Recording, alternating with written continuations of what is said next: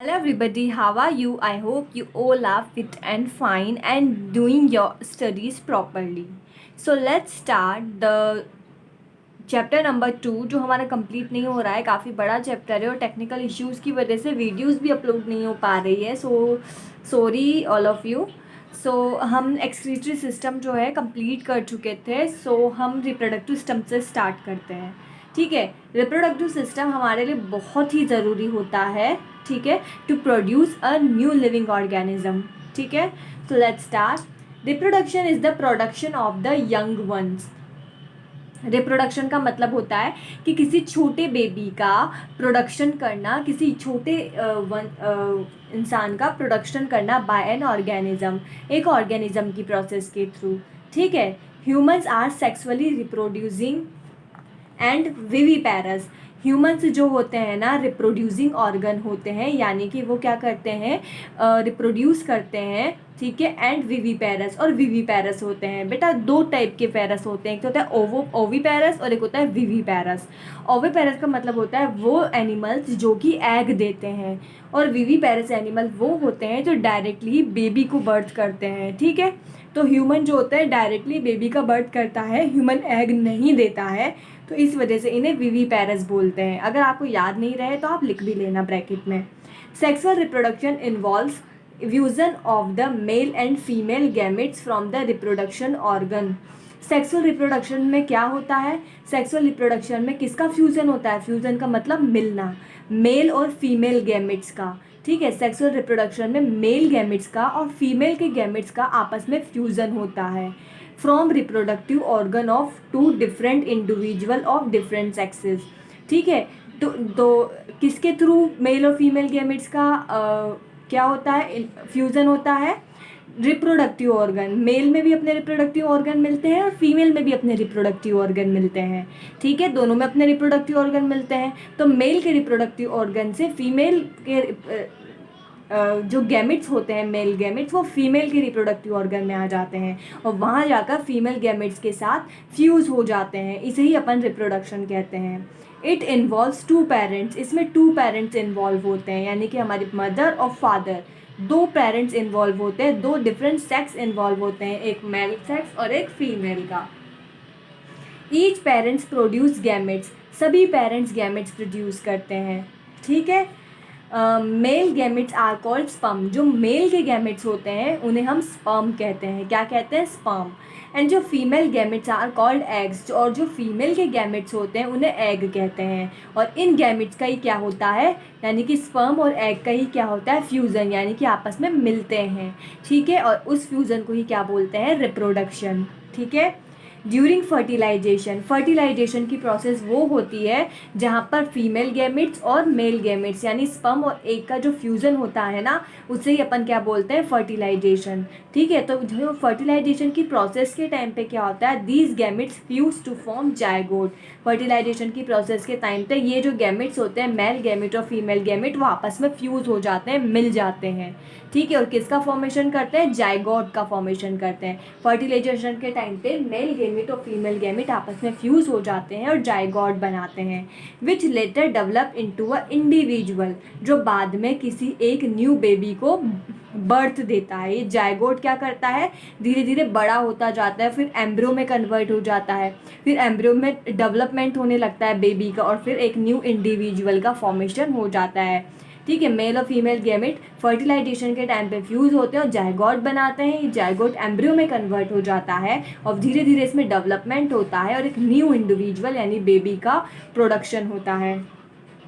ठीक है, special organ called reproductive system, एक स्पेशल टाइप का ऑर्गन सिस्टम जो होता है उसे रिप्रोडक्टिव सिस्टम बोलते हैं, और which is responsible for carrying out the process of the reproduction in humans. एक ये जो रिप्रोडक्टिव सिस्टम होता है, ये किसके लिए रेस्पॉन्सिबल होता है, ह्यूमन में होने वाली रिप्रोडक्शन की प्रोसेस, यानी कि रिप्रोडक्शन, यानी दोबारा से किसी एनिमल का प्रोडक्शन करने वाली जो प्रोसेस होती है, उसमें जो सिस्टम इन्वॉल्व होता है उसे आप रिप्रोडक्टिव सिस्टम बोलते हैं। In human being makes the reproductive phase starts after puberty. जो ह्यूमन बींग्स होते हैं उनमें रिप्रोडक्टिव फेज जो होती है प्यूबर्टी के बाद से स्टार्ट होती है। ठीक है, जैसे जो फीमेल्स होती हैं उनमें 12 से 13 की एज के बाद प्यूबर्टी आ जाती है, तो उनमें वहाँ से रिप्रोडक्टिव फेज स्टार्ट हो जाती है। लेकिन मेल्स जो होते हैं बेटा, उनमें वैसे तो बचपन से ही स्पर्म का फॉर्मेशन होता है, ठीक है, लेकिन फीमेल में 13 से 14 की एज के बाद प्यूबर्टी आती है और उसके बाद ही उनमें एग्स का फॉर्मेशन होने लगता है। ठीक है, पहले हम मेल के रिप्रोडक्टिव सिस्टम पढ़ते हैं। Male reproductive system consist of the several organ. Male reproductive system में बहुत सारे ऑर्गन्स होते हैं, ठीक है। That have two major function, और मेल इन ऑर्गन्स के दो मेजर फंक्शन होते हैं। जो मेल रिप्रोडक्टिव सिस्टम होता है उसके दो मेजर फंक्शन होते हैं। First, production of the male gamete. पहला तो क्या होता है, ये मेल गैमेट्स का फॉर्मेशन करते हैं। क्या, किसका प्रोडक्शन करते हैं, मेल गैमेट्स का। और इन मेल गैमेट्स को भी अपन ने बोला था स्पर्म कहते हैं। क्या कहते हैं मेल गैमेट को, sperm. Second, transfer of the male gamete to the female body. और दूसरा फंक्शन क्या होता है, ये मेल गैमेट को फीमेल बॉडी में ट्रांसफ़र करते हैं। ठीक है, तो मेल रिप्रोडक्टिव सिस्टम का फर्स्ट फंक्शन है कि ये मेल गैमेट्स का फॉर्मेशन करते हैं, और इनका सेकंड फंक्शन है कि ये मेल गैमेट को फीमेल बॉडी में ट्रांसफ़र करते हैं। ठीक है, अब male reproductive organs are pair testis. Male reproductive organ में टेस्टिस प्रेजेंट होते हैं। टेस्टिस किस पेयर में प्रेजेंट होते हैं, यानी कि दो टेस्टिस प्रेजेंट होते हैं।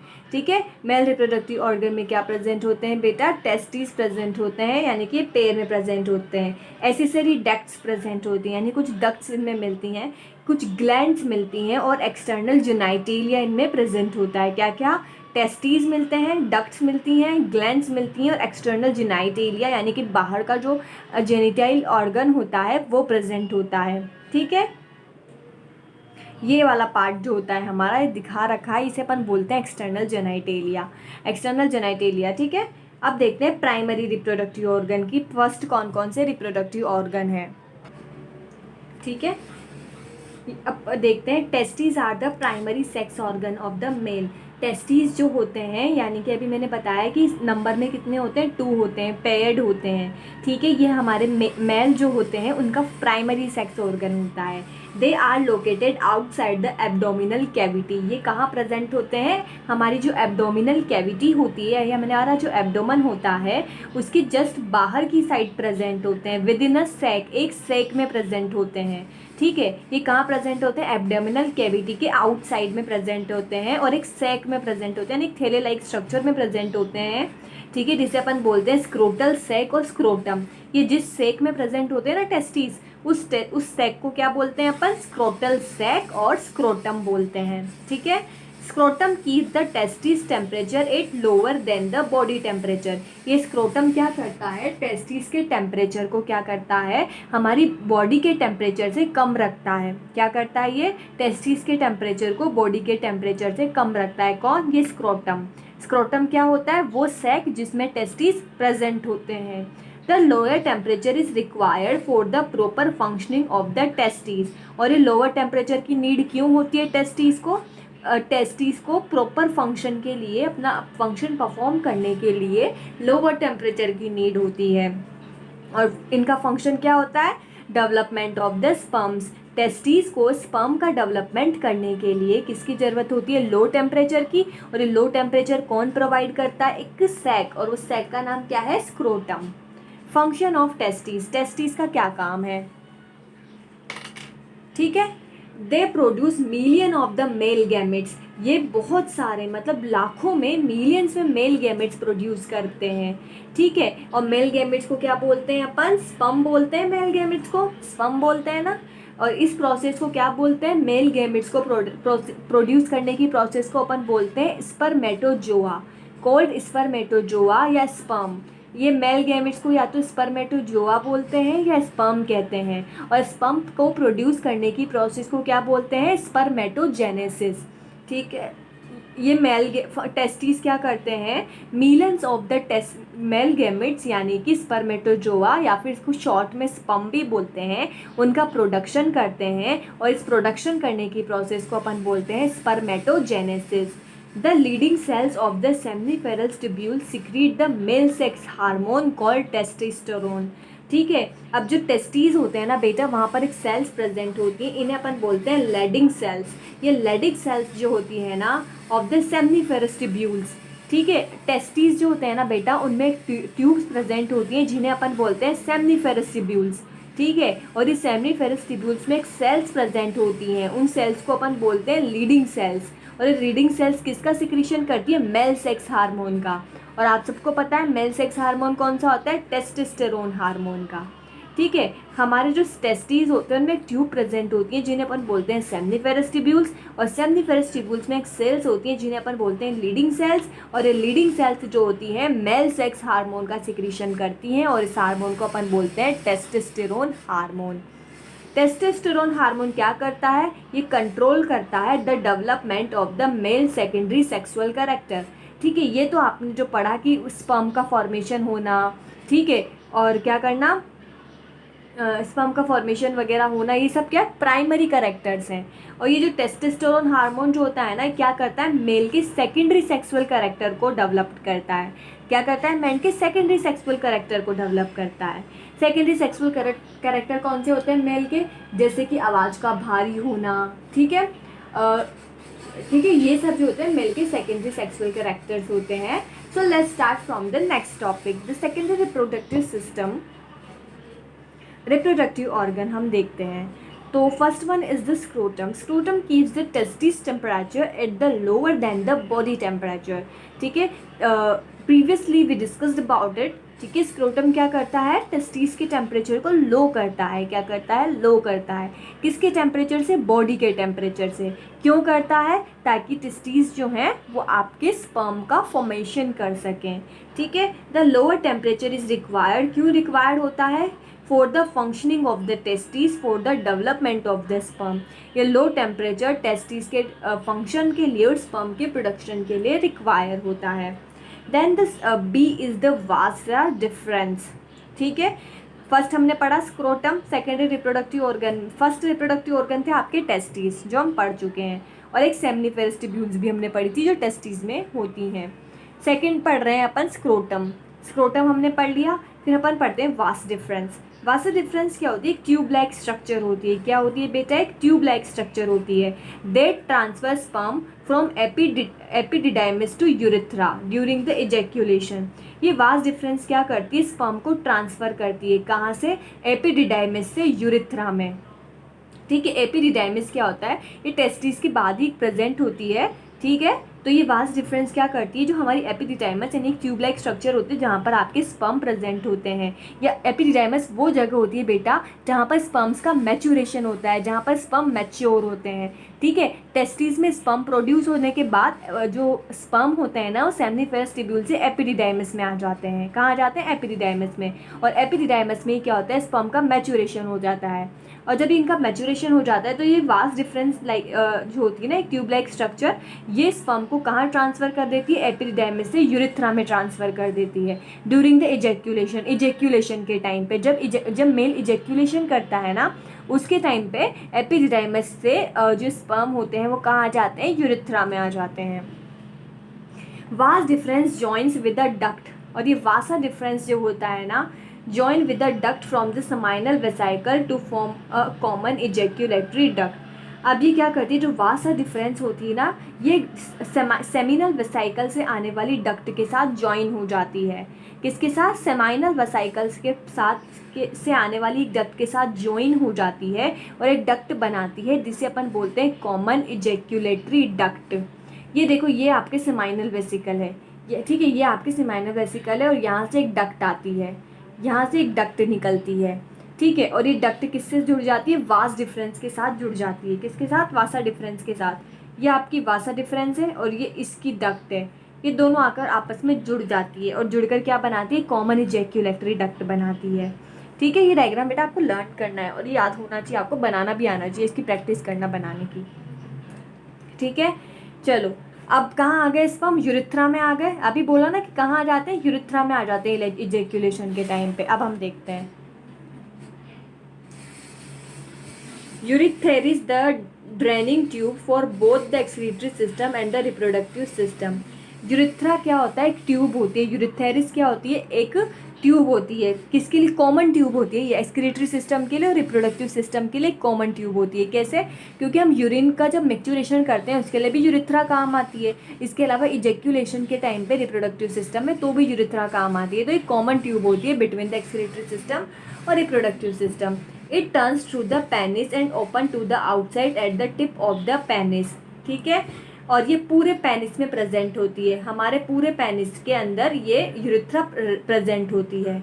और ये कहाँ पर खुलती है? पेनिस के टिप पे जाकर ये ओपन होती है। ये यूरिथ्रा कहाँ जाकर ओपन होती है? पूरे पेनिस में फैली हुई होती है ये ट्यूब। और उसके बाद ये हमारा पेनिस है, ये देखो ये हमारा पेनिस है, ये हमारा पेनिस है। और पेनिस के अंदर ये देखो एक ट्यूब प्रेजेंट है जिसे अपन बोलते हैं यूरिथ्रा। ठीक है, ये पूरे पेनिस में फैली हुई होती है और कहाँ जाकर ओपन होती है? पेनिस के टिप पर, बिल्कुल ऊपर जाकर ये ओपन होती है। ठीक है, the urethra receive the duct of the पोस्टुलेट and the Cowper's gland and passes through the penis. ठीक है, इसके अलावा ये यूरिथ्रा जो होता है ना, इसमें एक तो काउपर्स ग्लैंड और Cowper's gland and duct of the prostate, ये भी इसमें आकर मिक्स होती हैं। कौन? काउपर्स ग्लैंड की डक्ट और डक्ट ऑफ द प्रोस्टेट इसमें आकर मिक्स होती है। ठीक है, और ये भी यूरिथ्रा के साथ कंटिन्यू पेनिस में चलती है और यहाँ आकर ओपन हो जाती है। कौन कौन? द यूरिथ्रा रिसीव, कहाँ से लेती है receive? The duct of the prostate, prostate duct से, एंड द काउपर्स ग्लैंड से। ठीक है, and passes through the penis, जो कि पेनिस के थ्रू से पासेस होती है। ठीक है, पेनिस क्या होता है? Penis is a copulatory organ made up of the special erectile spongial tissue. ये इसकी बात कर रहा है, ये आपका पेनिस है ना, ये पेनिस है पूरा। ये पेनिस होता क्या है? पेनिस एक कॉपुलेटरी ऑर्गन होता है। ठीक है, कॉपुलेशन में काम आता है ये आपके। ठीक है, ये किससे बना होता है? स्पेशल टाइप के इरेक्टाइल स्पॉन्जी टिश्यू से, ये कुछ स्पेशल टाइप के स्पॉन्जी टिश्यू से मिलकर बना हुआ होता है। Which when filled with blood, जो किससे भरे हुए होते हैं? ब्लड से भरे हुए होते हैं। कोज द इरेक्शन, जो इरेक्शन कोज करते हैं। पेनिस जो एक कॉपुलेटरी ऑर्गन होता है, ये स्पेशल टाइप के स्पॉन्जी टिश्यू से बना हुआ होता है जिनमें ब्लड भरा हुआ होता है। और ये ब्लड क्या कॉज करता है? इरेक्शन कोज करता है। ठीक है, इट फैसिलिटेट्स इंसेमिनेशन, और ये पेनिस क्या करता है? इंसेमिनेशन की प्रोसेस को फैसिलिटेट करता है। ठीक है, the cone shape tip of the penis is called glans penis. जो ये पेनिस होता है, इसकी जो कॉन शेप टिप होती है बेटा, इसे अपन बोलते हैं ग्लांस पेनिस। इस कॉन शेप टिप को बोलते हैं ग्लांस पेनिस। आप चाहो तो यहाँ पे लिख भी लेना, यह है ग्लांस पेनिस। ठीक है, which is covered by a fold of skin. ठीक है, और ये ग्लांस पेनिस किससे कवर्ड होता है? एक स्किन के फोल्ड से कवर्ड होता है। ठीक है, इस स्किन की फोल्ड को क्या बोलते हैं? प्रीप्यूस या फोर स्किन। ये जो ग्लांस पेनिस होता है कि स्किन के फोल्ड से कवर होता है, जिसे अपन प्रीप्यूस या फोर स्किन बोलते हैं। ठीक है, चलो एसेसरी ग्लैंड्स पढ़ते हैं। It includes a prostate gland, है pair of seminal vesicle. Glands कौन कौन सी प्रेजेंट होती हैं? एक तो कौन कौन सी ग्लैंड्स प्रेजेंट होती हैं मेल रिप्रोडक्टिव सिस्टम में? एक तो होती है प्रोस्टेट ग्लैंड और एक होती है सेमाइनल वेसिकल्स। कौन कौन सी? एक तो pair of the seminal vesicle present होता है और एक प्रोस्टेट ग्लैंड प्रेजेंट होती है। The secretion of these glands make up the seminal plasma. इन दोनों ग्लैंड्स का सिक्रीशन जो होता है, यानी कि ये ग्लैंड्स जिन चीज़ों का सिक्रीशन करती हैं या फिर रिलीज करती हैं जिन चीज़ों को, वह आपस में मिलकर क्या बना लेता है? Seminal plasma. क्या बना लेता है? Seminal plasma. ये आपस में मिलकर बना लेता है इन ग्लैंड्स के सिक्रीशन मिलकर। It is rich in fructose. तो इस सेमाइनल प्लाज्मा किस किस से मिलकर बना होता है? फ्रक्टोज, कैल्शियम और एंजाइम्स से मिलकर बना हुआ होता है। ये किस किस में हेल्प करता है? It helps for transporting the sperm. जी, सेमाइनल प्लाज्मा जो होता है, ये जो हमारे स्पर्म्स होते हैं मेल्स के जो स्पर्म होते हैं उनको ट्रांसपोर्ट करता है। सप्लाई न्यूट्रिएंट्स टू स्पर्म, इसके अलावा स्पर्म्स को न्यूट्रिशन प्रोवाइड करने का काम भी करता है। अगर स्पर्म्स को न्यूट्रिशन नहीं मिलेगा तो वो डेड हो जाएंगे, फिर फीमेल की बॉडी में कैसे जाएंगे? ठीक है, तो ये ने न्यूट्रिशन प्रोवाइड करता है। प्रोवाइड्स एन एल्केलाइन मीडियम, ये स्पर्म को जो होता है एक एल्केलाइन मीडियम यानी बेसिक मीडियम प्रोवाइड करता है, क्योंकि स्पर्म जो होते हैं ना वो बेसिक मीडियम में ही लिविंग स्टेट में रह सकते हैं। ठीक है, to contract the acidity of the uterus. क्यों? क्योंकि यूट्रस जो होता है ना, यानी कि जो फीमेल्स जो होती हैं, क्योंकि ये स्पर्म्स को कहाँ जाना होता है? फीमेल की बॉडी में जाना होता है, और फीमेल की बॉडी में यूट्रस में जाना होता है। और यूट्रस कैसा होता है? एसिडिक होता है। ठीक है। तो यूट्रस की एसिडिटी को कॉन्ट्रैक्ट करने के लिए यानी कि सप्रेस करने के लिए जो सेमिनल प्लाज्मा का मीडियम होता है वो एल्केलाइन होता है, ताकि बेसिक और एसिड मिलके न्यूट्रल हो जाए। ठीक है। Secretion of the Cowper glands lubricate the penis. जो काउपर्स ग्लैंड, कितनी ग्लैंड प्रेजेंट होती है? प्रोस्टेट ग्लैंड और सेमाइनल वेसिकल, और तीसरी होती है काउपर्स ग्लैंड। ये दोनों मिलकर तो किसका सिक्रीशन करती है? सेमाइनल प्लाज्मा का। और काउपर्स ग्लैंड जो होता है ना, एक लुब्रिकेंट का सिक्रीशन करती है। ठीक है। इसका जो सिक्रीशन होता है ना, पेनिस को लुब्रिकेट करता है। लुब्रिकेट मतलब सॉफ्ट बनाता है। ठीक है, चिकना बनाता है, लाइक ग्रीस जैसा सॉफ्ट। ठीक है, तो लुब्रिकेशन में हेल्प करता है कौन? काउपर्स ग्लैंड का सिक्रीशन। ठीक है। तो आज हम मेल रिप्रोडक्टिव सिस्टम तक ही पढ़ेंगे, जो फीमेल रिप्रोडक्टिव सिस्टम है उसे हम नेक्स्ट क्लास में कंटिन्यू करेंगे। So thank you everyone, stay home, stay safe and bye bye.